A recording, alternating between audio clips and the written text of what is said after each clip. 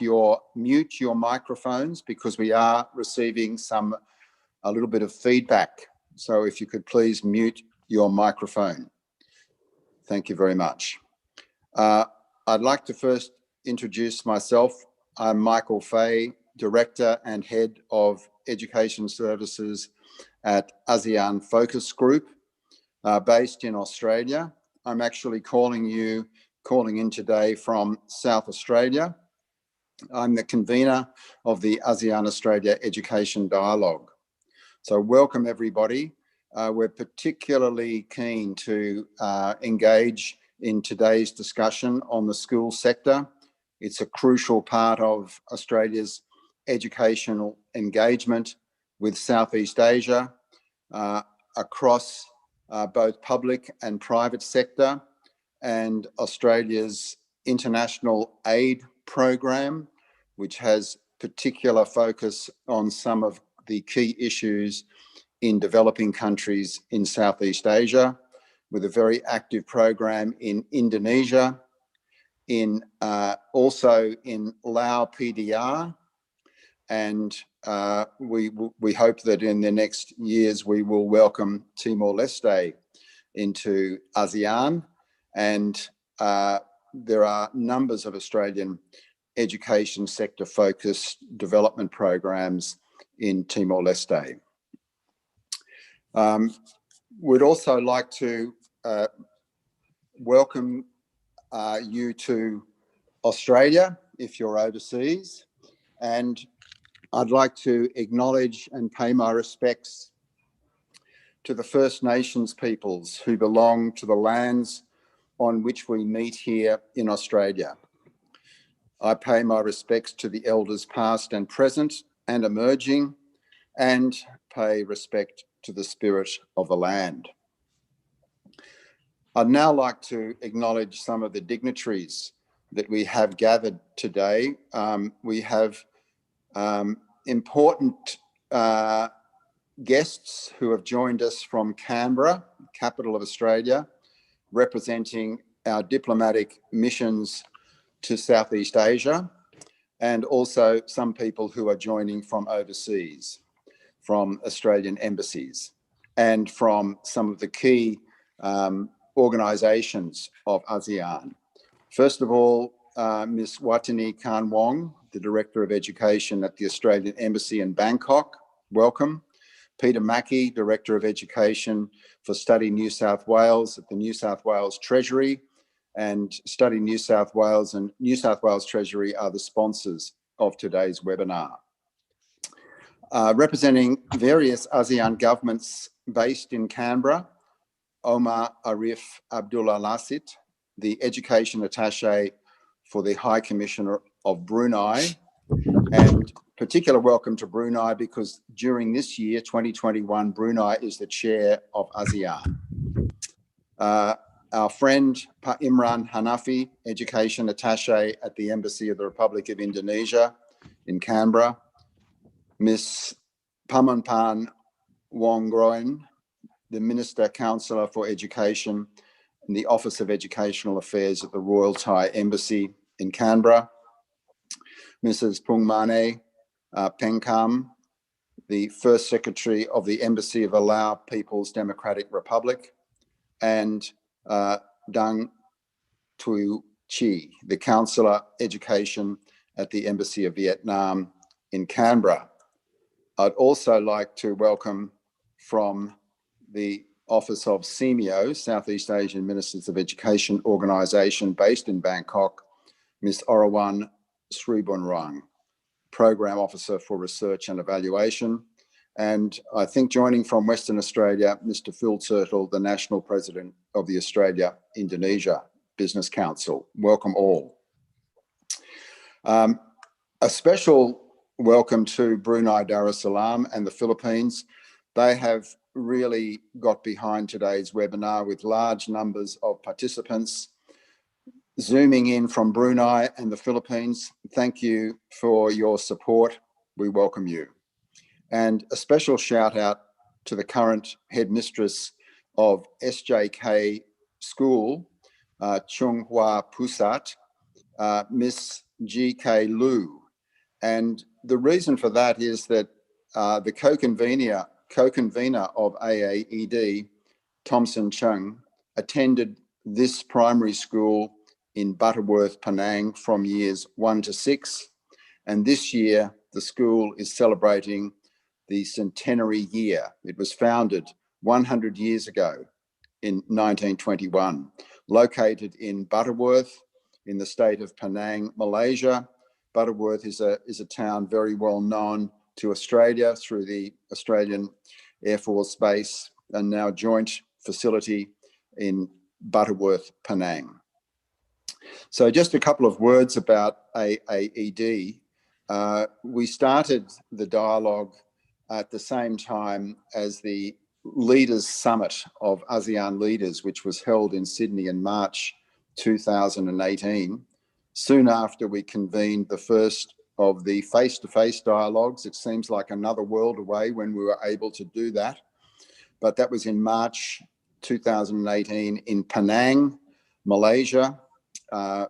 We have a special place in our hearts for the great welcome that was provided by Malaysia and Penang in particular to host the first two face-to-face dialogues that brought together leaders from the education sector from Australia and key stakeholders from Australia, from every state and territory, together with representatives from 9 of the 10 ASEAN countries.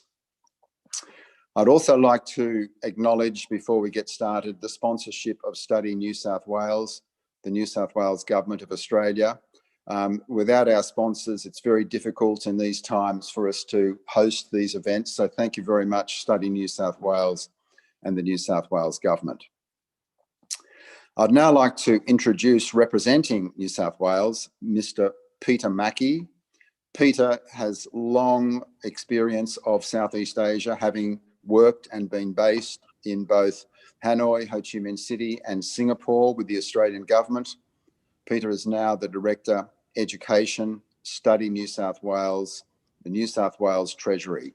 So Peter, welcome, and we'd like to hear your introductory remarks. Thank you very much, Michael. Just checking that you can hear me okay. Fine, thank you. Thank you.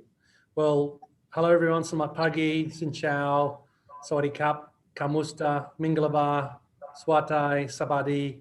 I'm sorry if I've forgotten or left you off that list there, but and apologies for any mispronunciations or indeed time zone inappropriacies for that greeting, because it is afternoon here and it's probably still morning where most of you are. As Michael said, my name is Peter Mackie. I am the Director of our International Education Program, looking after Study New South Wales here with the New South Wales Government. And we're really delighted to be supporting this session today. As Michael said, we're actually, I've had a long connection with this project, and I was lucky enough, we were the inaugural sponsor of, one of the inaugural sponsors of the AAED in 2018. And I was lucky enough to be up in Penang for that event. In fact, may have met many of you at that event. As Michael also said, I've lived and worked in the region for a long period of time, from 2009 to 2014, based in Vietnam and Singapore, but at the same time had responsibility for Australia's, or Austrade's, I should say, education team across Southeast Asia. So our role was really not only promoting Australia as an education destination to students from the region, but also supporting Australian providers and institutions in the region to establish partnerships. So that was a really rewarding time, and I had I was lucky enough to travel extensively throughout the region. So ASEAN has a close place to my heart, and I look forward to being able to get up there again one day, as I'm sure you look forward to getting out of your little prisons and maybe visiting us at some point as well when we all open our borders again. Something to look forward to. I just wanted in my opening remarks, I just wanted to talk a little bit about why the region is important to the New South Wales Government and Australian Government, indeed all governments across Australia, what role international education plays for our government, and also a little bit about the school sector. So look, Firstly, we are working very closely with counterparts in the region. We have a range of sister state relationships. The New South Wales government has a range of sister state relationships across the region. The most recent one was with Ho Chi Minh City in Vietnam. We also have a physical presence. We have offices in Ho Chi Minh, in Jakarta, KL, Singapore, and we're actually expanding that, and I'll talk about that a little bit later. Wanted to just talk a little bit about why international education is so critical to the state government's our international engagement strategy, I should say. Really, by being under normal circumstances, we would have something like 260,000 students from across the region studying here in Australia, in New South Wales, in fact. That number this year is significantly lower because of COVID, although we do have at least half that number of students here. Almost 80% of those students end up returning home to their home countries. Some do stay on and live here and contribute significantly to our community, but it's very hard to overstate the benefits, the mutual benefits to all of our countries in terms of the bilateral relationship that time spent here creates, because the familiarity with our governments, with our way of life, with our culture, both going in both directions, helps to lay that foundation for a future relationship. And people down the track who've lived here for a long period of time are much more likely to want to engage. They're much more likely to want to invest here or engage with us in business. If they then go into senior positions in government, it's very hard again to overstate the soft power that creates for both our countries. So it's really central to our international engagement strategy.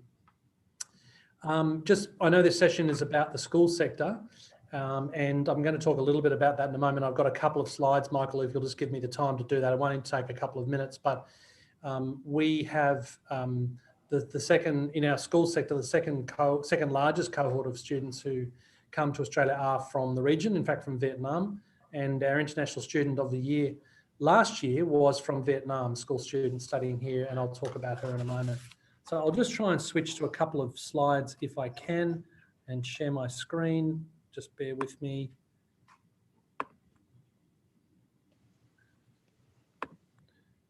Can you see that now on your screen? Yeah, okay, thank you. So firstly, just a couple of observations about who we are, and I'm just trying to work out how I can switch to the next slide. There we go. A little bit of background to Study New South Wales. We were set up in 2014. We're a fairly small team, although at the moment we're doubling in size.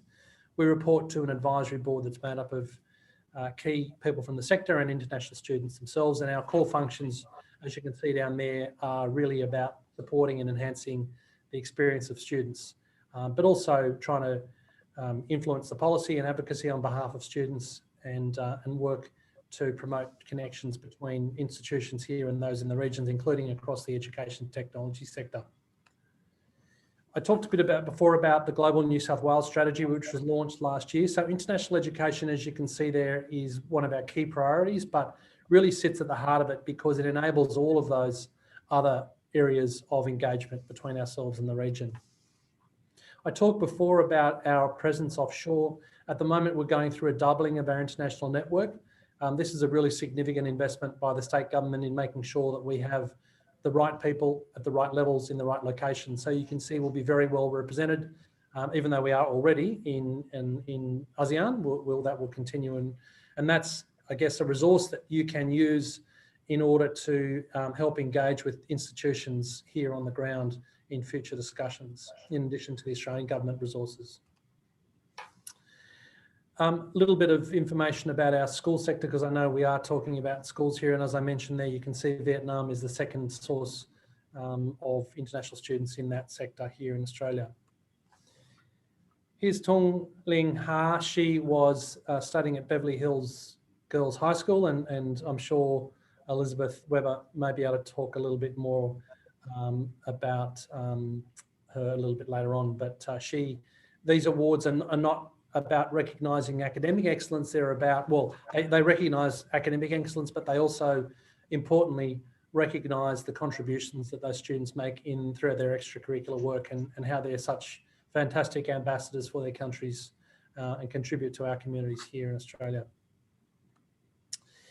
I just wanted to, before I wrap up and hand back to Michael, we've clearly been through a year of enormous disruption around the world.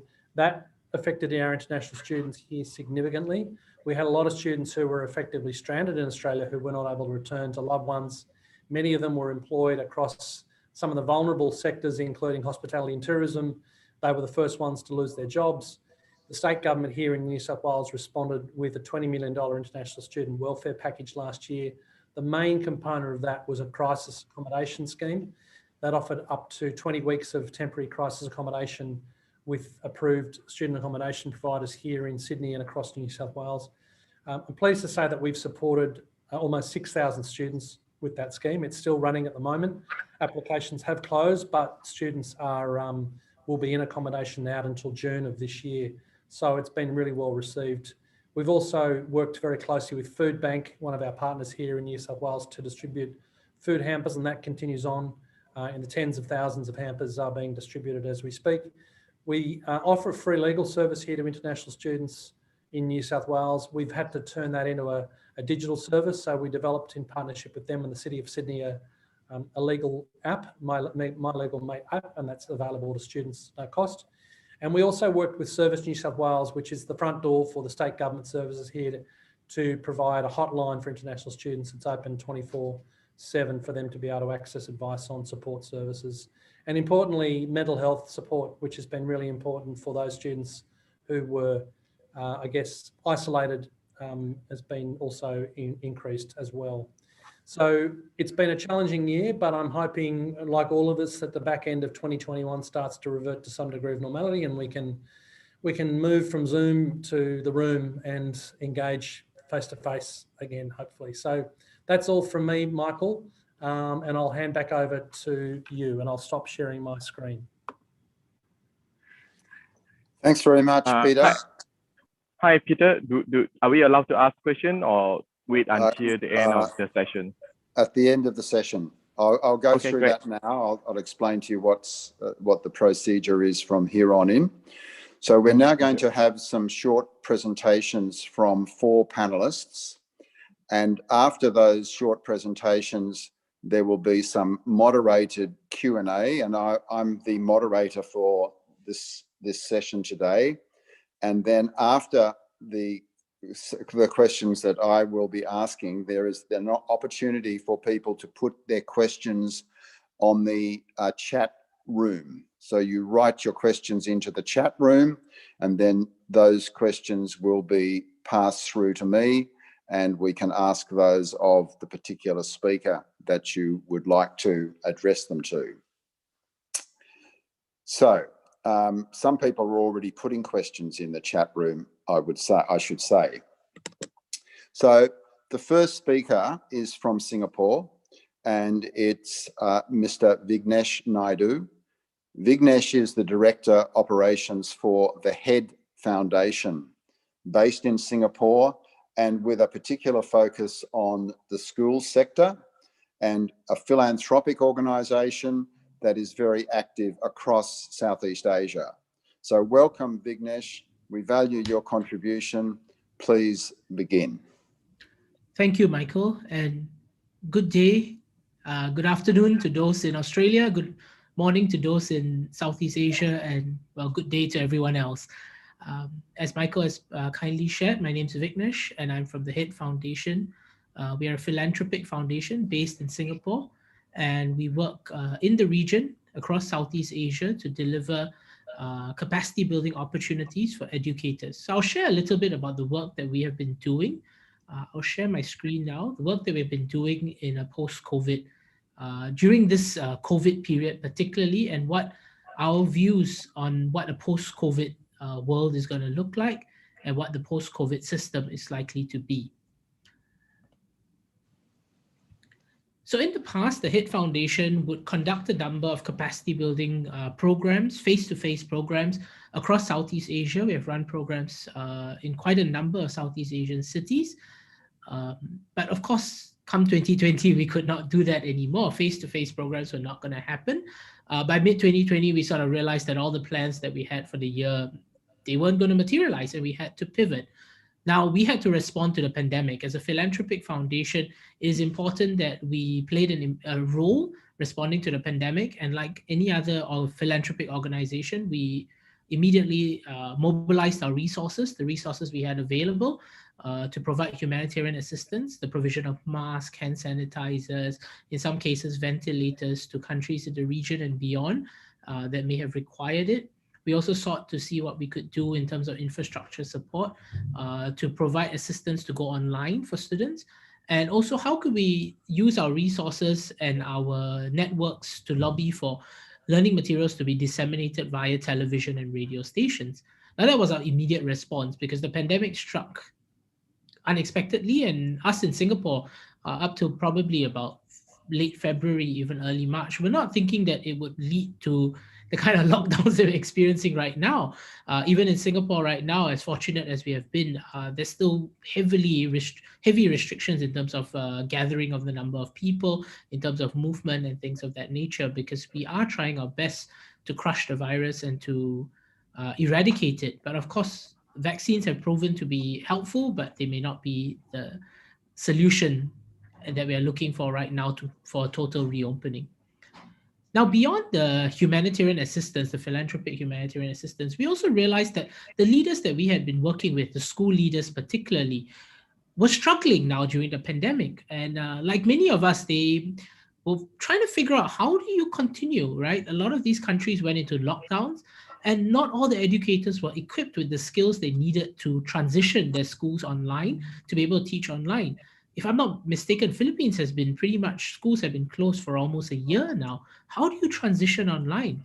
So what the HEAD Foundation did was we tried to pivot from what we have been doing in face-to-face training and run online capacity building opportunities.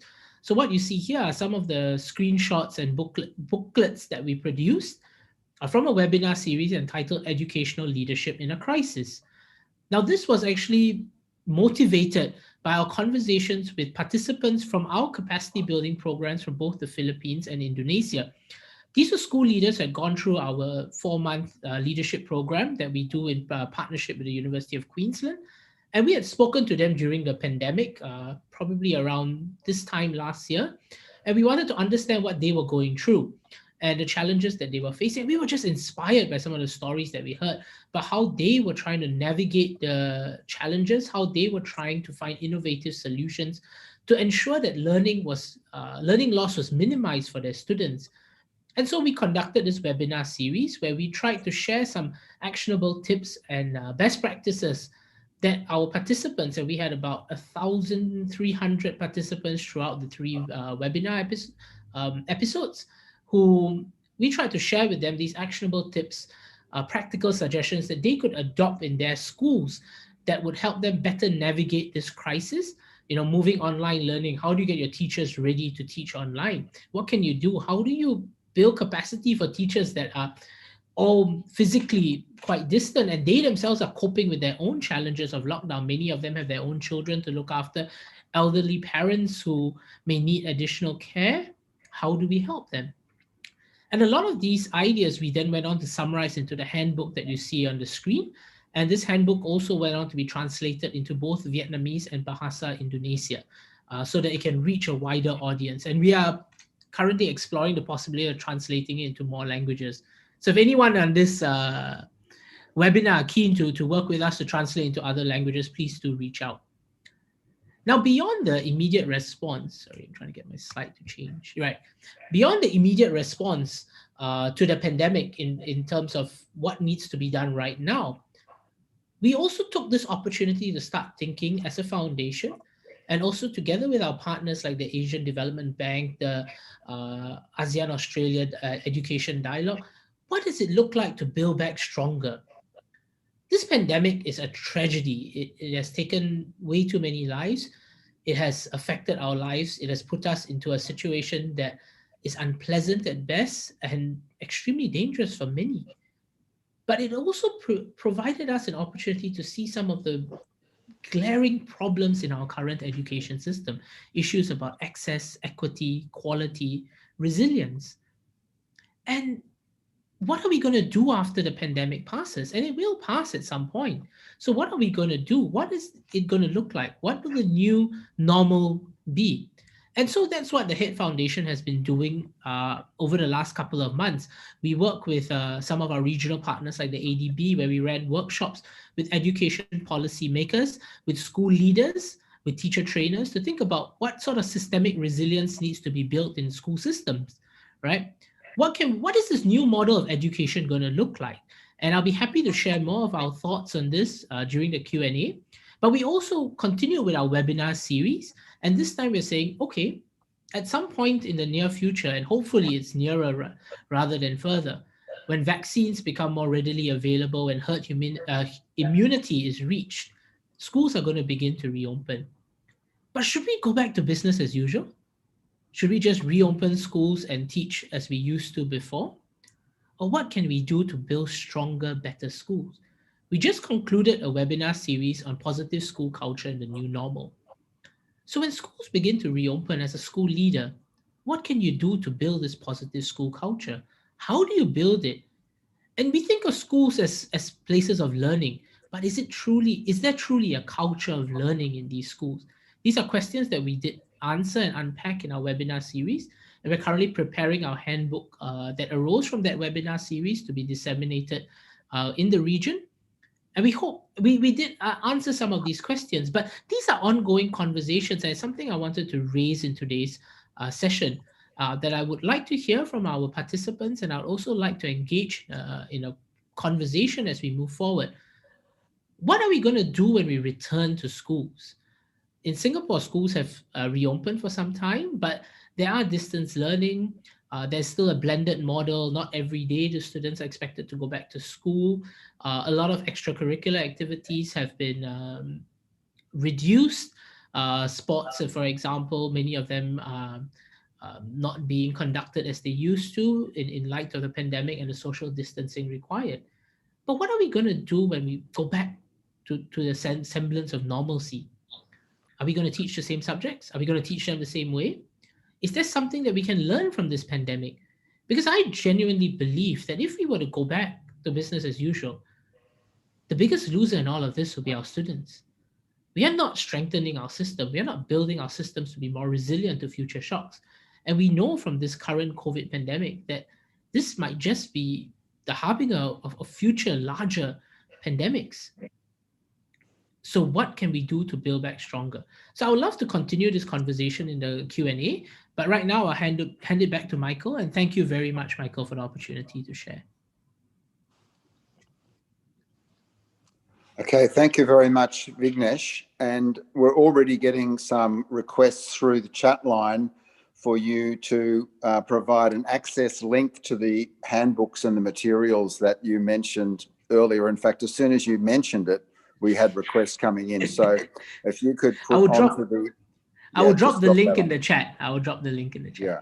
And I'd also like to pick up with you later about the partnership that you have with the University of Queensland, given this is the ASEAN Australia Education Dialogue, just to get a bit more background on that. So that's just... Certainly, I would love to share this very enriching and very helpful partnership that we've had.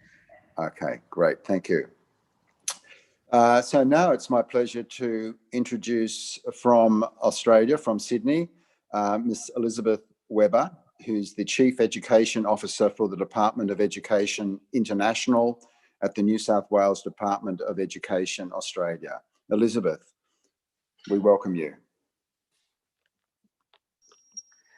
Thank you, Michael. And you can hear me? Yes. Great. So thank you, Michael. And I'd just like to thank the ASEAN Group for arranging these webinars and inviting me to speak. And I really welcome this focus on the school sector, which is obviously very close to my heart. I think Thompson's going to share my screen, if that's possible. That looks like it's coming up. And just to continue on with what a comment Peter made, yes, we're very pleased that one of our students was the New South Wales International Student of the Year. So If you can just progress that, Thompson, I don't seem to have control of that. So, yeah. So I'll just go a brief overview of what the DE International, with the International Division of the New South Wales Department of Education, and the main areas of what we do and the focus of what we do is the International Student Program into New South Wales government schools, study tours, which are visits from overseas schools, teachers and officials, the temporary resident program, and also we regulate student exchange programs because there has to be reciprocity.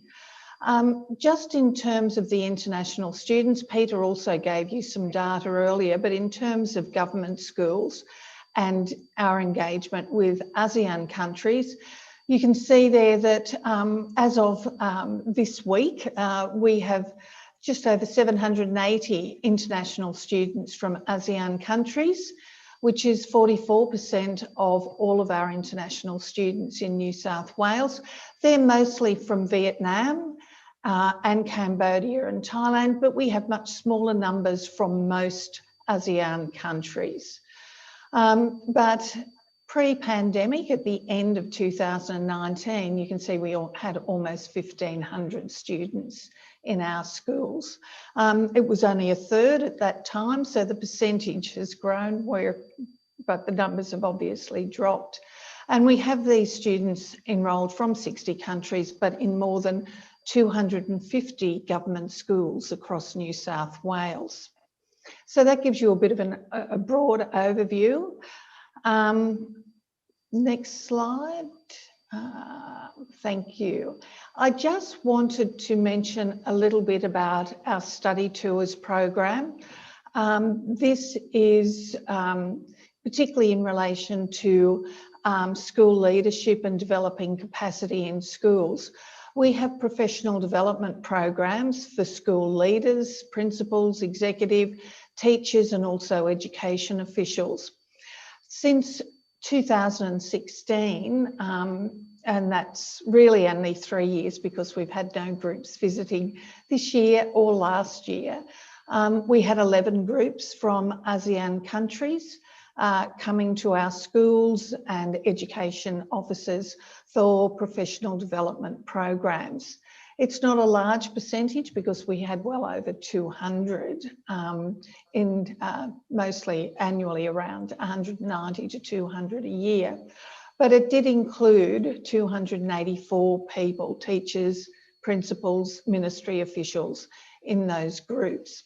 And what we do with the professional development tours is we design the tours to meet the needs of the group.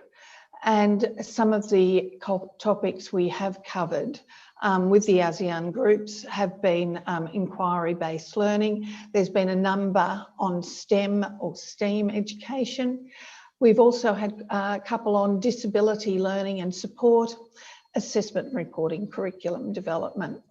And the programs are also can be a very varied length. Mostly they are 1 to 2 week programs, but they can be very short, one-day programs where you might have seminars in the morning and a school visit in the afternoon, to 1 term or 10-week programs. And for those longer programs, we usually partner with universities, both Sydney Uni, University of New South Wales, to deliver depending on what the theme and the focus of the tour is. So I thought I'd provide a bit more detail about our involvement in capacity building, but also the sharing of ideas, the sharing of information, and updating our schools and our education department on what's happening in schools in the ASEAN region. I did also want to focus on, tell you a little bit about our focus for last year and this year with the pandemic. And it has really been around student wellbeing. We've really focused on supporting international students in our schools who now have been unable to return home for more than a year if they arrived at the beginning of last year. So we have been working very closely with principals, school executive and leaders, wellbeing teams within schools to support those students and identify students who are at risk. Regular communication with parents overseas and with students here is really been essential. And so we've used all sorts of various media, social media, broadcasts, emails, other media that have been translated into all of our key languages to keep everyone informed about what's happening, what the regulations are, what the Department of Education is requiring, and periods when our schools closed. Our schools only closed last year for a few weeks, but it was certainly a challenge. We also identified periods of higher risk, such as the holiday period, and cohorts of students who we considered were at greater risk. And in particular, they were students over 18 in senior high school who were possibly living independently. So we provided additional support around those students, and it was really a wraparound support by schools and teachers and coordinators in schools, through students who are living in homestay, through host families, and through our office. We developed a 24/7 hotline, which is still, these are all ongoing, these supports. That was in partnering with our overseas student health cover provider, Medibank, so that students could call and speak to a health professional. A nurse would usually triage and refer them on to either a doctor, but it also included mental health support. And the mental health of students has really been very important and an issue that we really are working closely to support students. So that includes referrals to registered psychologists and a number of sessions with them. We also developed holiday programs for students to be active and involved during holidays, whether they were fun, sport or academic programs, a variety of those, and also some video competitions on technology, innovation, keeping fit, health, diet, a variety of topics to engage students who have been here really without their families. Thank you. And the other cohort of students, of course, has been the students who were overseas and enrolled in our schools and unable to return. So again, we worked with the school principals, coordinators, teachers to ensure that they were getting their work, that there was regular contact and that they were engaging with their learning, and the same issue around communication, keeping people, parents and students informed. We assisted schools with providing some of the online learning, and certainly that was easier when all students were learning remotely at home, but became more challenging for some schools when most of the students, well, the local students and most of the internationals had returned to face-to-face. This year, we're offering intensive English online for students who have been unable to commence their studies with us. And of course, we've been working with state authorities, with Peter Mackie and Australian governments on plans to have systems in place to return students when we can. And finally, some of the challenges for us and for schools is really the impact of border closures on international engagement in our schools, not just the international students and study tours, but also their sister school relationships, the engagements where our schools are involved in outbound programs. The suitability of online learning for school students, we found that really a challenge, particularly with some of the younger or junior secondary students who really found that very difficult and possibly have withdrawn or enrolled in schools in their home countries, whether they're international schools, with the possibility of, when borders reopen, coming back, but that's a question. Future models of delivery and the programs that are offered, some of the topics that have already been raised, community response, and let's hope vaccines are being rolled out to help with that. And the ongoing provision of high level of support for students is a real challenge as we keep going under this situation, which we didn't think would be going on for this long. So we're working with our school leaders because we all need to be flexible, adaptable, creative and fast in responding to these changing situations. So thank you, Michael. Thank you very much, Elizabeth. Thank you for that. Yes, the focus that you have on the duty of care to your students and their parents, their families, is of particular interest, and how you've taken things online. I'm sure we'll be able to share some of those experiences of online, and interesting that you're now making English language online available to students overseas in 2021. So thank you, and we look forward to engaging with you a little bit later on further. Thank you. So our third speaker is from the Philippines. And as we mentioned at the beginning, there is a really large contingent of people who have joined from both the Philippines and Brunei. So we welcome all of those from the Philippines, in particular, Dr. Juan Robertino, or he likes to be called Robbie Macalde, Senior Specialist and Head of the Learning Management Office at the Southeast Asian Ministers of Education Organisation Special Centre in the Philippines, INOTEC. Robbie, welcome. We look forward to hearing from you. Good morning from the Philippines and Brunei and others, and good afternoon to the rest of the participants. Good afternoon. Again, I'm Robbie Macalde. I'm with the Learning Management Office. I'm not the head of the Learning Management Office, but one of the units, 2 units of the Learning Management Office, specifically Flexible Learning Solutions Unit and Instructional Design and Development Unit. Let me share my slide.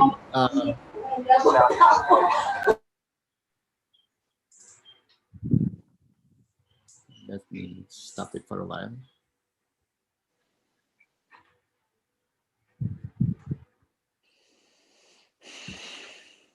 Oh, it's happening.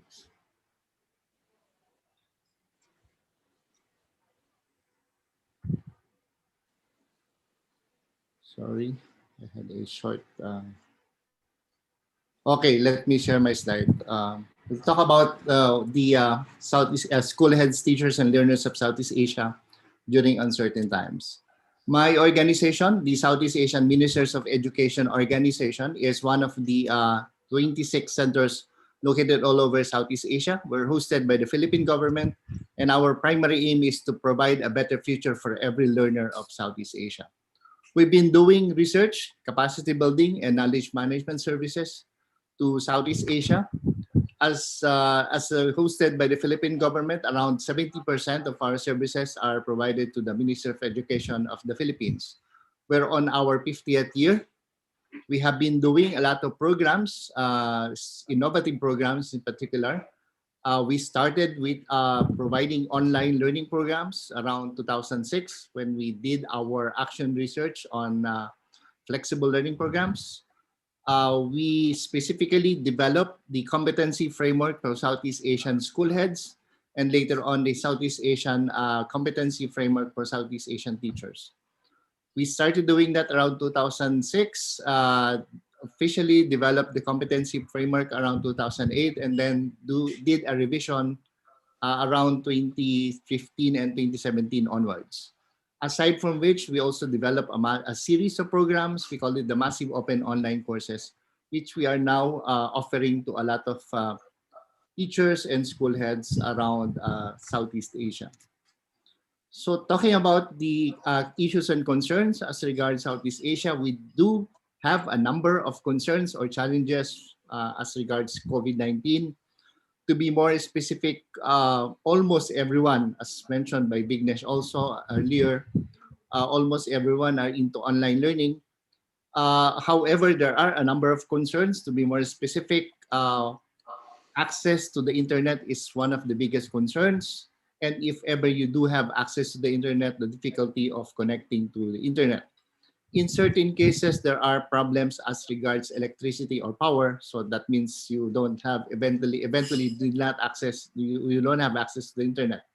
In certain cases, there are also difficulties as regards the use of devices, specifically mobile and other devices that will connect one or each one to the internet.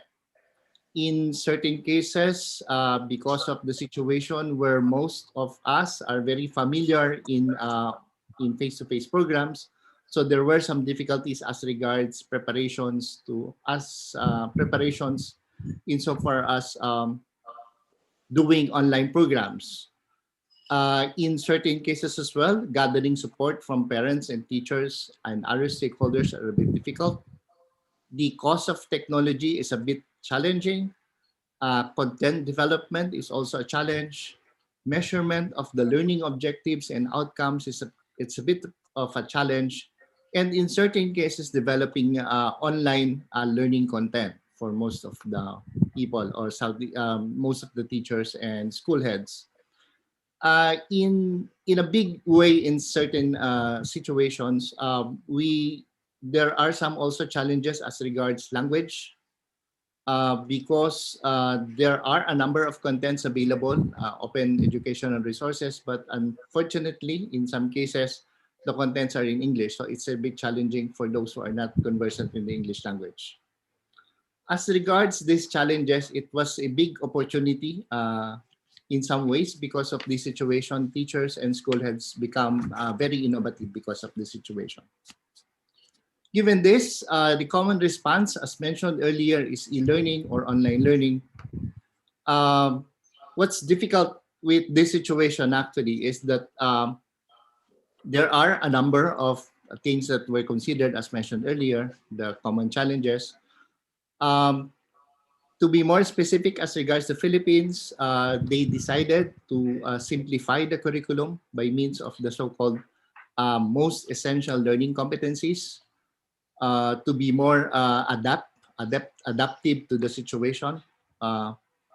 In cases where internet connection is not available, a number of countries resorted to the use of radio and television. A number of, insofar as preparing the teachers and the school heads to the new normal or so-called new normal or the new environment, there were a number of webinars conducted that have around 500 to around 500,000 participants, developed for primarily to capacitate teachers and school heads to the new approaches in learning. In certain countries as well, to be more specific, the Philippines prepared the so-called learning continuity plan in cooperation with a number of stakeholders, organizations, local and international. As well as a lot of social networking tools were also developed or accessed, specifically FB Messenger and WhatsApp insofar as Brunei Darussalam is concerned. I specifically mentioned collaboration as a way of making sure that you're learning from the situation right now. A number of schools, to be more specific, cooperated with a number of international and local organizations to support the new approaches in learning. In certain cases, the local government units were also supportive of the schools by way of providing gadgets. In some cases, they also provided sponsored internet connection to certain schools or districts or divisions in certain countries as well. So given all of these things, we consider this as from the perspective of a school head, we call it leading in uncertain times. To be more specific, the pandemic has recreated a new learning experience in terms of utilization of technology and applications or platforms. Is specifically pre-COVID metrics and rubrics may be meaningless now, but there is still a need to use the same principles in a different context. To be more specific, school heads will need to help teachers develop confidence and competencies in the so-called new normal. Okay, with that, thank you very much. Good afternoon and good morning. Thank you very much, Robbie. And could you just clarify with us that was mentioned earlier that the Philippines may not yet be back in face-to-face teaching mode? Is that the case? As far as the basic education is concerned, there were plans, but eventually, because of the difficulties in accessing vaccine, the president decided that it would not be possible at this time. But as far as the medical field is concerned, specifically the tertiary, the seniors who are most in need of laboratory, the use of laboratory, the local government units are allowed to open. Actually, the Commission on Higher Education allowed certain universities to seek approval of local government units to open on a blended learning approach. Okay, thank you. And I'd like to pick up with you later also the international partnerships. You mentioned when we spoke earlier last week that you have a partnership with Australia in the southern Philippines. Yeah, and you yourself have a particular link in having studied, being an alumni from Australia and having studied here. So those partnerships between Australia and ASEAN countries are of interest to us. So thank you very much for that. Welcome. And I'd now like to welcome Mr. Hamish Curry, who's Executive Director of the Asia Education Foundation at AsiaLink, University of Melbourne in Australia. And particularly make a warm welcome to Hamish. I started off my professional life as a teacher of Asian social studies at a high school in Australia. That school taught Indonesian, Japanese, and Asian studies. So I've always admired the leadership that is being provided on intercultural studies and studies of Asia by the Asia Education Foundation. Thank you, Hamish. Lovely. Thank you very much, Michael, and hello to you all. Perhaps before I get into my very quick presentation, I have just 4 things to cover off with you, and I will try and keep it very tight. I'm actually interested if you can find your reaction button on Zoom. If you are a school teacher or school leader in this webinar at the moment, can you give me a thumbs up or a hit the emoticon button? How many educators have we got here? Let me just try and scroll through this screen. There's a couple. I can see a few thumbs, maybe no more than maybe about a dozen. And there's probably very good reason for that. Is because they're all really busy at the moment trying to look after and manage their schools. And I think that's something that we know that teachers work incredibly hard. And if you are a school leader in the middle of this pandemic, your stress levels about caring not only for your school community, your teachers, the students, the challenges that they're facing, I think we have to spare a moment for our school leaders themselves. And I think that's something that I want to share with you very quickly, and that's where I want to start. Essentially, this is just a very quick summary of these are all the usual things for those who are school teachers and educators with us today. These are all the usual things that they are doing. And these are not small things. In the normal running of a school, there are a lot of things that school leaders look after.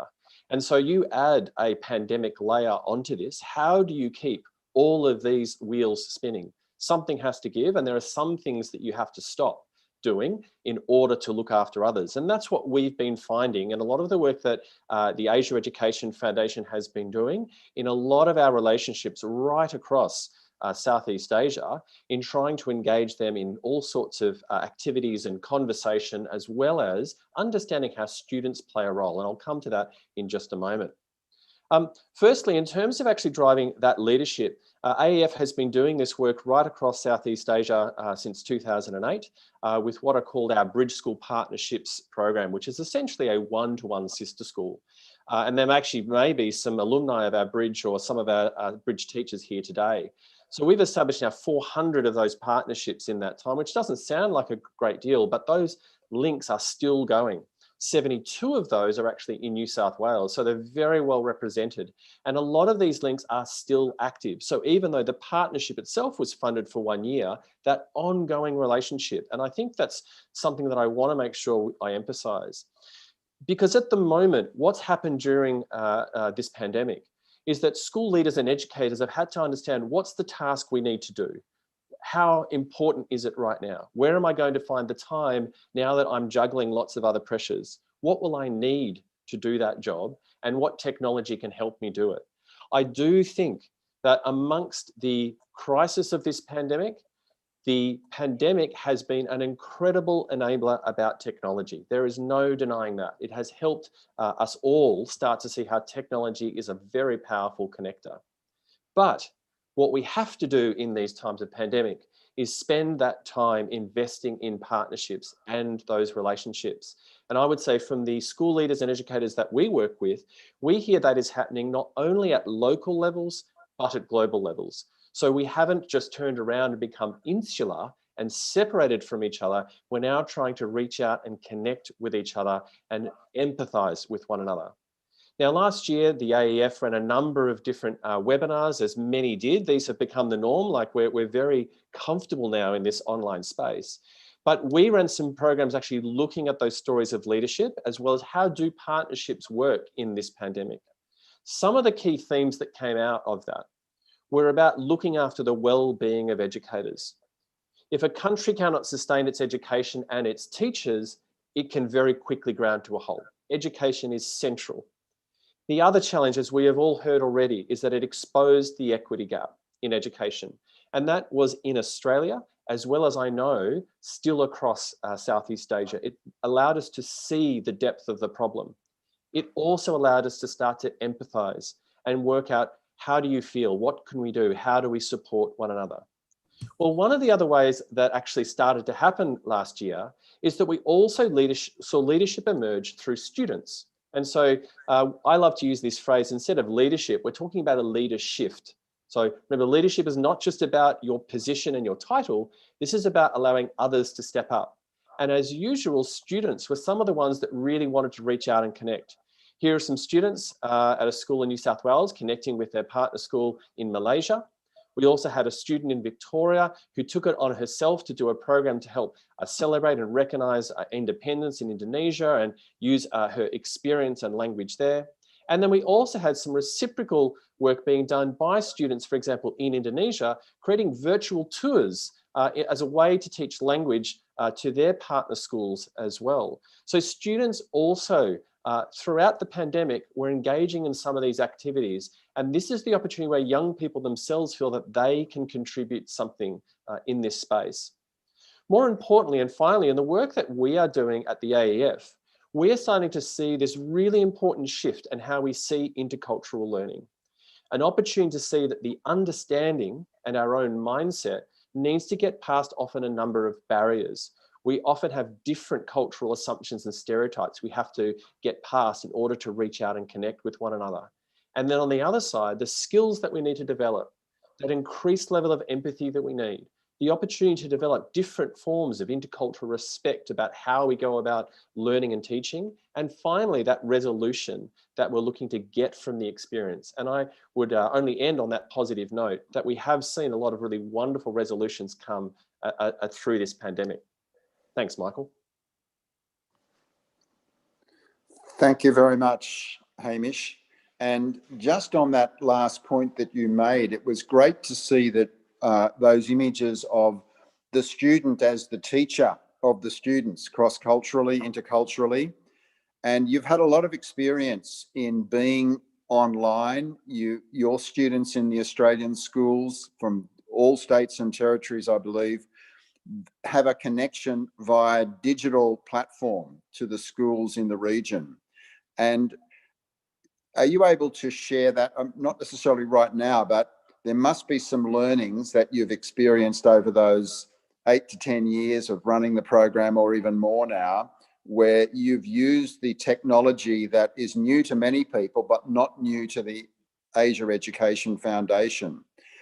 So I think there's an opportunity to share that knowledge with, more generally, perhaps through CMEO or perhaps through other platforms in Southeast Asia. So really congratulations on the fantastic work that you do, and let's see more of it. More schools connected by technology between Australia and Southeast Asia. Thank you very much. Okay, now just a couple of focus questions because we've got many people who want to ask questions themselves. So if I could just ask, first of all, when we started at the beginning of today, the Head Foundation talked about what are we going to do when we return to schools that's different to what we were doing before. And I'd like you to respond to that if you would. Schools in New South Wales, I think, are pretty well back face-to-face. We heard that schools in the Philippines are not. What do you think we're going to be doing when we return that's different? So I could ask Elizabeth, could you start us off on that? Looking to the future, hopefully we're moving out of the pandemic. How's it going to be different when we return to schools? Well, as I said, Michael, our schools only closed for a few weeks. And so we've been back face-to-face since middle of last year. So we've been quite fortunate. But in terms of how teachers and students are doing things differently, I think there has been much more of a focus on online delivery, on how teachers engage with students, particularly the students who are overseas, and that can be Australian citizens as well who have been unable to return. So it's really been looking at technology, how we use technology, and how we engage with students as well. And the students, and just picking up on Hamish's comments at the end, seeing students who really showed leadership in their schools as well has been another fantastic thing.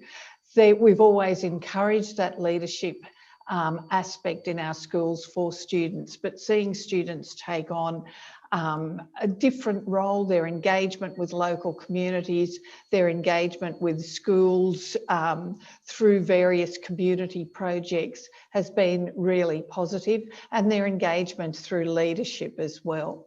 So I think everyone is looking at how we offer things to students to make them more resilient and to meet these challenges.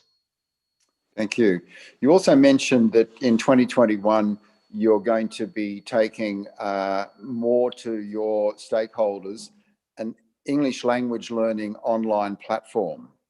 So could you just tell us a little bit more about that? Because I presume that that would be something that could be accessible more broadly around Southeast Asia. Yes, it's basically the intensive English centres where we offer intensive English through the curriculum. Two of the centres have now moved to online because we have not only international students, but we have Australian students as well. So some of the issues around time differences, how they change the school day, how they look at the curriculum, about what parts of the curriculum offer a challenge to be delivered, like science experiments online. You have to have things that are very safe, and sporting activities, obviously, you know, school fitness. Some of the students are in areas that are in lockdown, they can't go out. So it's really looking at the needs of the student and designing and changing the delivery and changing how they are doing their teaching to meet those needs of the students as they're changing as well.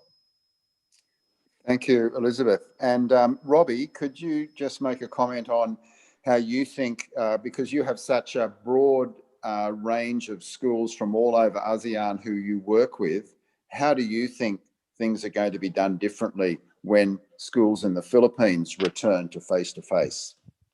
This is an interesting information, actually. Perennially, on a almost regular basis, Filipinos are schools in the Philippines are very problematic as regards access to the internet.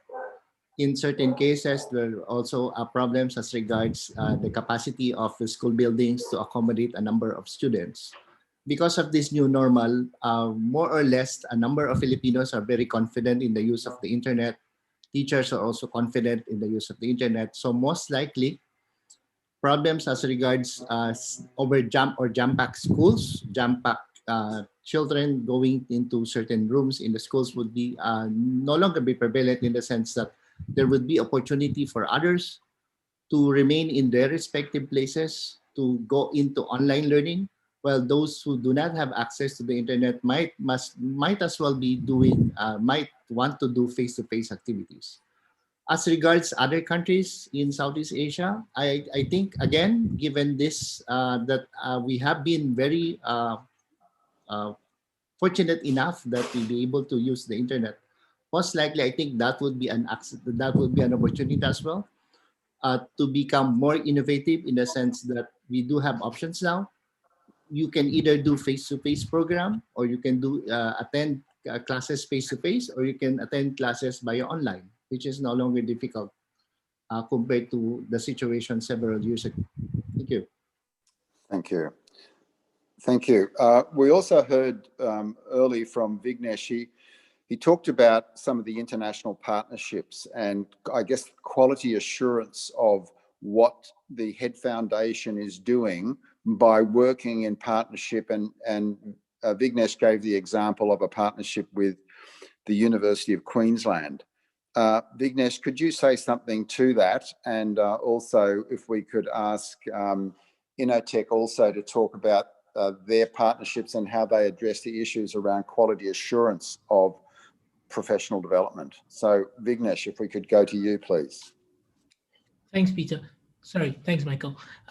So for us at the Head Foundation, we want to deliver capacity building opportunities for educators in the region, quality capacity building opportunities. So we worked with the University of Queensland for a couple of years to develop and design and deliver a program called Certificate in Educational Studies in Leadership. This is a program we delivered both in the Philippines and Indonesia. Working with UQ gave us the opportunity to ensure that the quality of the program, particularly the online aspects of it, it was a blended program where we had face-to-face sessions in country, and we also had online modules. And the partnership with UQ ensured the quality of the online programs. And UQ as a partner was very receptive to working with us and also with our partners in Indonesia and Philippines to ensure that the modules delivered, the face-to-face training provided was contextualized, was relevant to the communities that we were working with. So I think programs like this ensure that not just that participants in these countries that the Head Foundation and other organizations wish to serve are able to have access to quality training, but it ensures that the training is not just of a high quality, but it's contextualized, it is relevant, it is appropriate for the beneficiaries and the participants. Thank you. And Robbie, could you talk to the point about the quality assurance of what happens in the continuing professional development for school leaders? Our programs are actually developed based on a competency framework for Southeast Asian school heads and teachers. Way back when we developed it, way back 2009, 2008, and we revised it around 2015 and 2017. Most of our participants, alumni, are again invited when we develop courses, primarily to make sure that we are providing the appropriate information that should be included in our courses. Secondly, we seek approval of our accrediting institutions in the Philippines, specifically the Professional Regulations Commission. In the Philippines and in certain countries, you need to have a license to become a practicing teacher.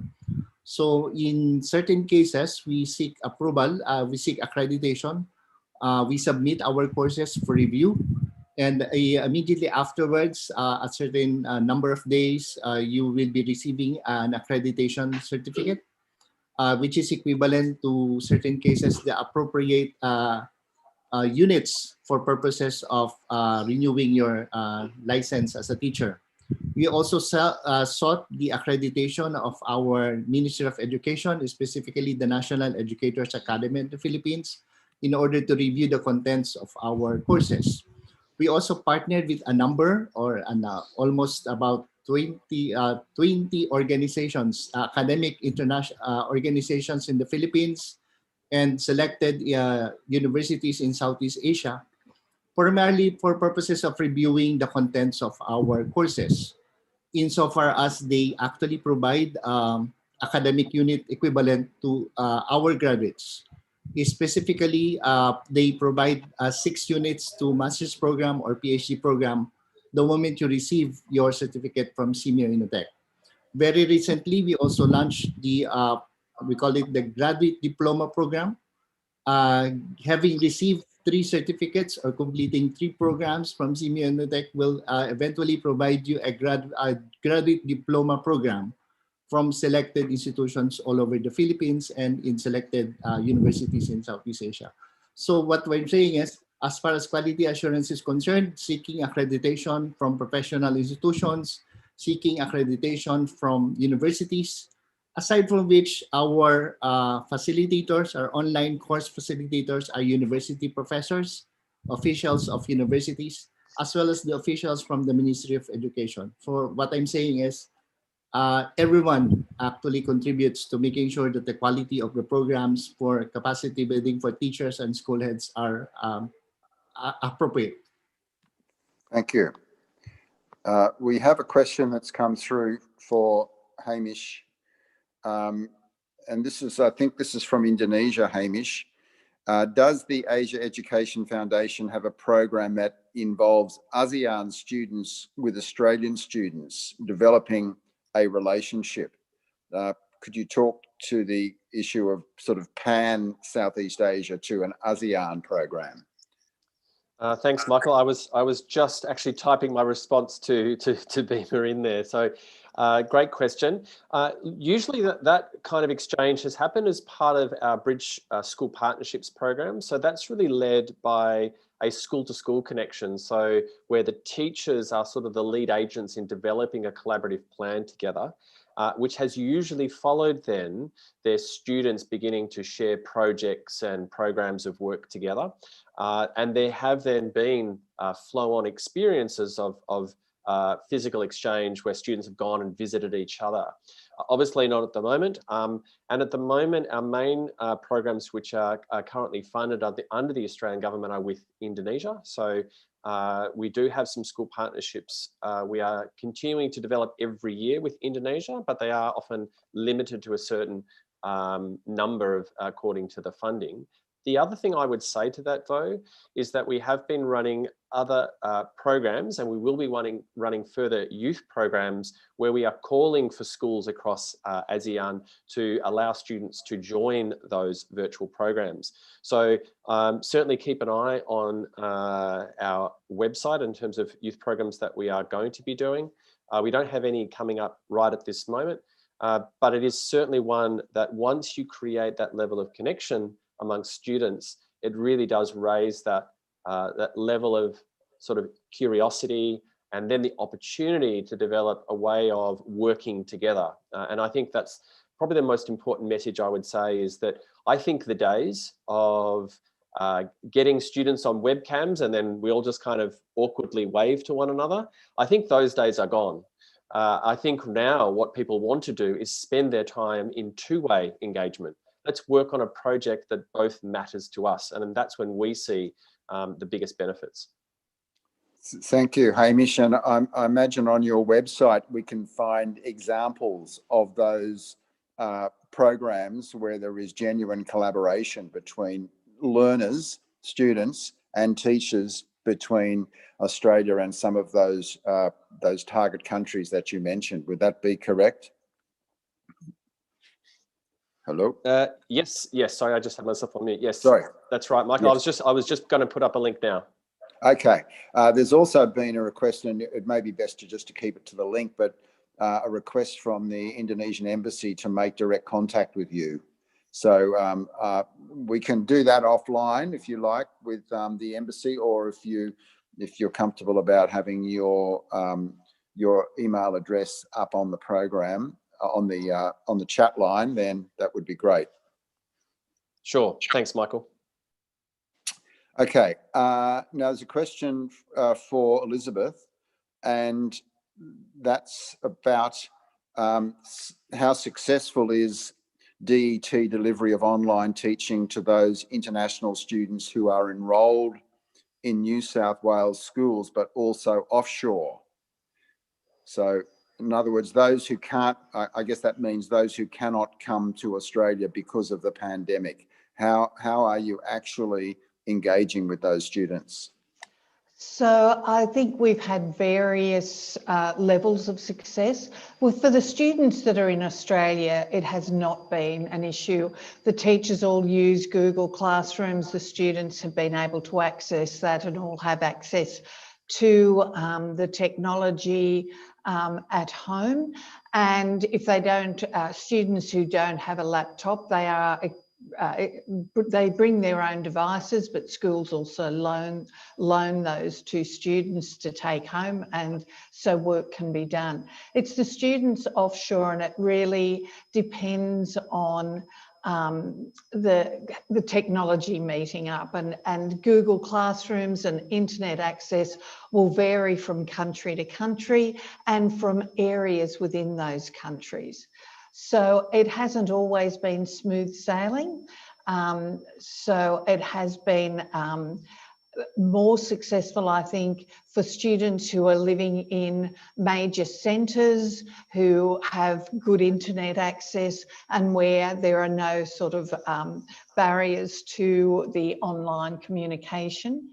But that's also been, I think, as time has gone on, teachers who are mostly teaching face-to-face with their students in their classroom have then, sometimes that's been very successful to set up their laptop, connect with their students so the student feels like they're sitting in the classroom, but that doesn't always happen. And over a long period of time, which for some students, as I said, it's been a year, it's been difficult to keep up that engagement. So I wouldn't say it's been 100% successful, far from it, but we have had some very good success. And in fact, some of our Year 12 students completed their Year 12, their New South Wales Higher School Certificate online through their school last year and sat their exams overseas and completed and got their HSC. But I think it's also difficult, can be more difficult for some of the younger students. Thank you very much, Elizabeth. Now going to the issue of basic education, because we're having a few questions coming in about basic education. And when I opened, I mentioned the work that the Australian government is doing in Lao PDR, People's Democratic Republic of Laos. And to answer just from one perspective to that question, there is a lot of Australian government investment in basic education quality, building of new schools in regional and remote areas of certain parts of Southeast Asia. Previously, there was a very active school building program in Indonesia in regional and remote areas, and basic education development for teachers. But I thought it would be useful to ask Robbie to speak about basic education work that's done by Innotech, particularly in the southern Philippines. Robbie. Yeah, thank you. We've been very active as regards supporting basic education, aside from the fact that Innotech is primary purpose is to provide assistance to basic education learners, to the basic education to the Ministries of Education. A number of programs we've been developed with the assistance of USAID. We have programs by USAID, specifically MyDev. In certain cases, we also have Reading Philippines program, where early literacy instructions were given. Given to train teachers and their school heads in certain cases, insofar as the appropriate way of teaching, the appropriate way of giving assistance to learners and other things. I did mention there's a project of the Ministry of the OSAID project way back several years ago in Southern Philippines. We call it the BEAM project.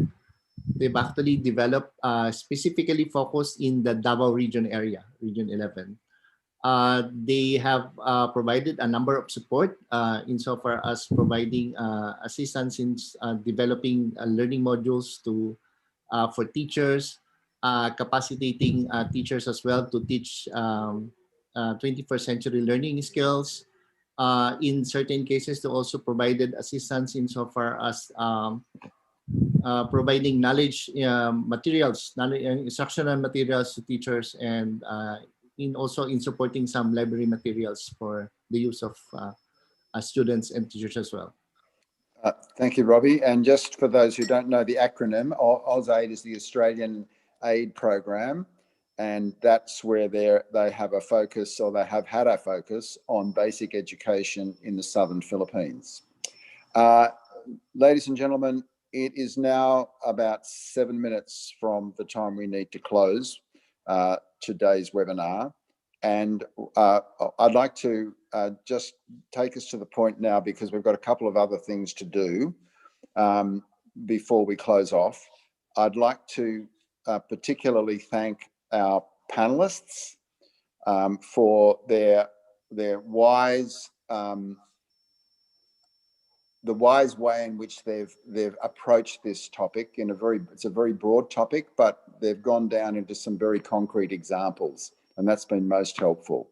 So thank you, Vignesh Naidu from the Head Foundation, Elizabeth Weber from the Department of Education, New South Wales, Robbie McCalday from Simeo Innotech, and Hamish Curry from Asia Education Foundation.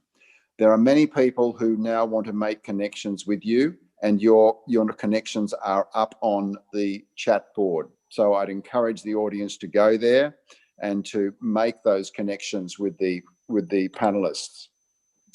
I'd also like to say that without the support of New South Wales government through Study New South Wales and the New South Wales Treasury, we wouldn't be able to have today's event. And most importantly, I would like to thank the audience who have come out in large numbers for this event.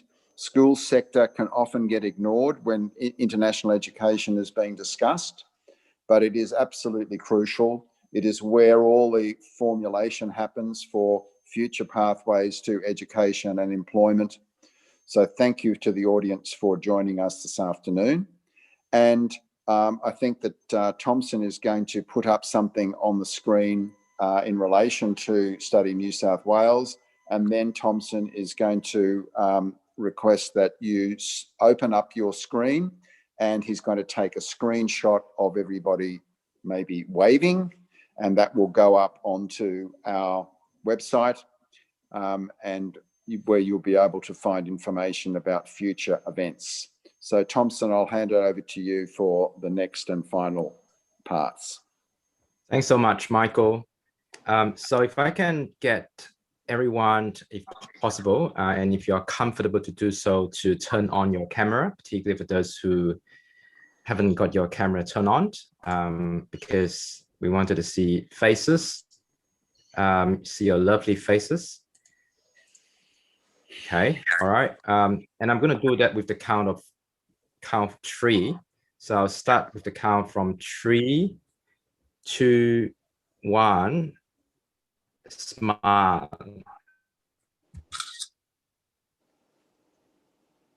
I would suggest you to look straight to the camera if you know where your camera is located at. That will make sure that your eyes are actually looking at the screen rather than somewhere else. Okay, there are a couple of pages here, as you can tell, because we have many of you. So just bear with me. 3, 2, 1, smiles. 3, 2, 1, smiles.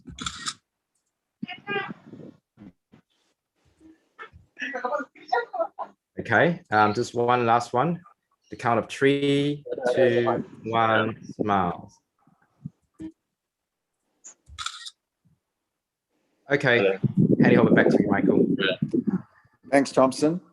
And you can follow the AAED on LinkedIn, or sign up to our newsletter for future events. We wish you safety, stay safe, practice social distancing, and together we'll get through this.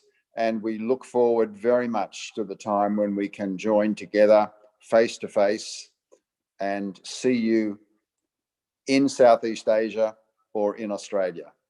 Thank you very much to everybody.